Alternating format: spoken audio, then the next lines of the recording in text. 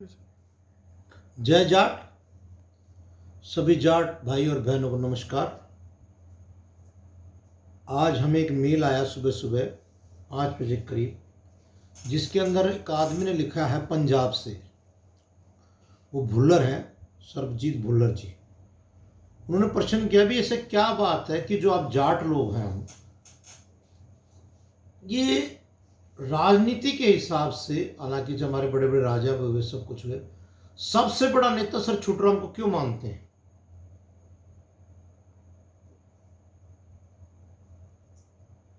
बाकी चाहे हमारे देवीलाल जी, चरण सिंह यादव तो प्रधानमंत्री बने। देखिए, इस प्रश्न का उत्तर ढूंढने के लिए हमें लगभग 100-125 साल पहले जाना पड़ेगा। पहले जो है ये पंजाब था, हरियाणा, हिमाचल, जो पंजाब का हिस्सा वो, और जो साथ साथ पाकिस्तान में पंजाब है, ये पंजाब है।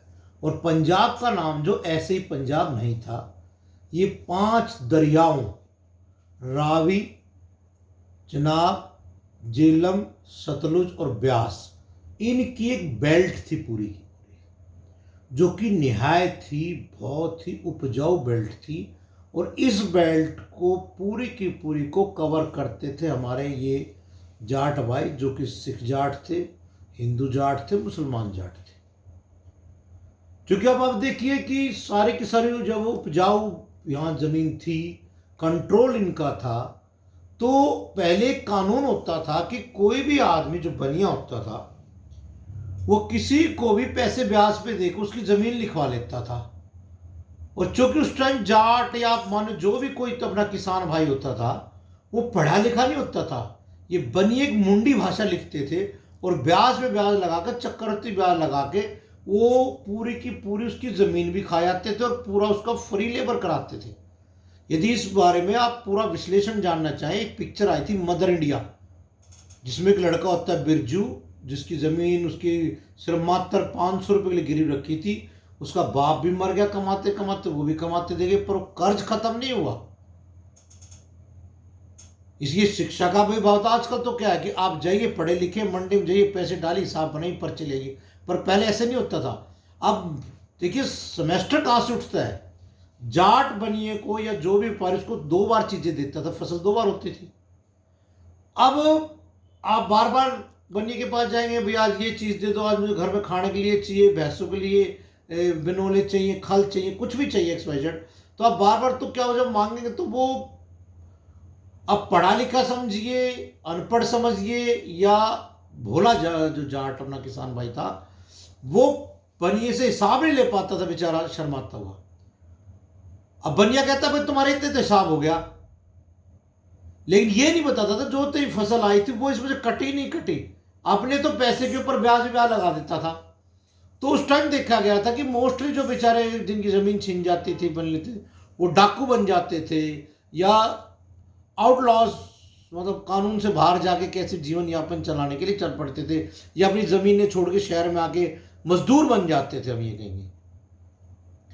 तो उस टाइम जो हमारे रहबरे आजम छोटूराम जी का जन्म है यहाँ हुआ, उन्होंने इस चीज को समझा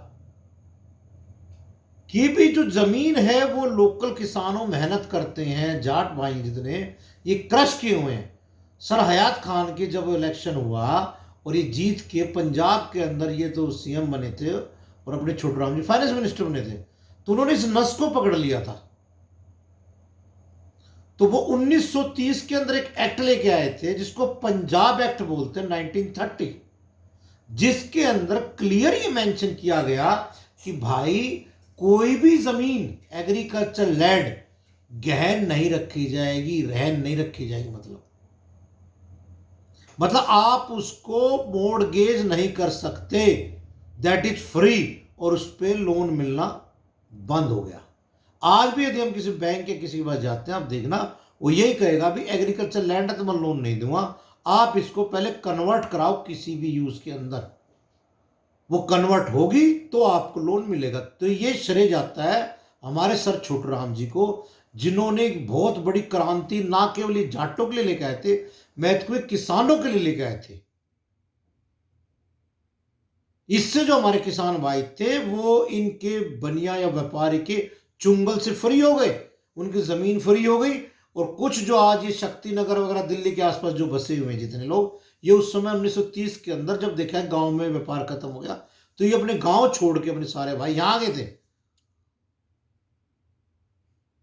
जो आसपास जितने उस समय के आए हुए लोग हैं ये। तो 1930 के एक्ट का लाने का प्रयोजन ही ये था कि वो जमीन जो काश्त होती है, जिसपे एग्रीकल्चर होती है, वो मोर्गेज नहीं होगी। और गवर्नमेंट ने किया। अब आपको इसके यहाँ पर एक वो बताता हूँ, ये 1942 की स्टोरी है, जो कि हिस्ट्री पता लगता है। उस समय पूरे इंडिया के अंदर 8 स्टेट होती थी।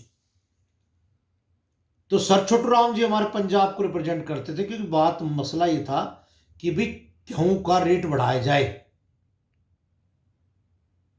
बाकी 7 जो सीएम थे पूरे इंडिया के, जो कि अंग्रेज बैठे थे, उनके सामने कहा कि भाई हम जो 1 रुपया रेट है, 1 रुपये जो क्विंटल का रेट है, वो हम 2 रुपये कर देते हैं।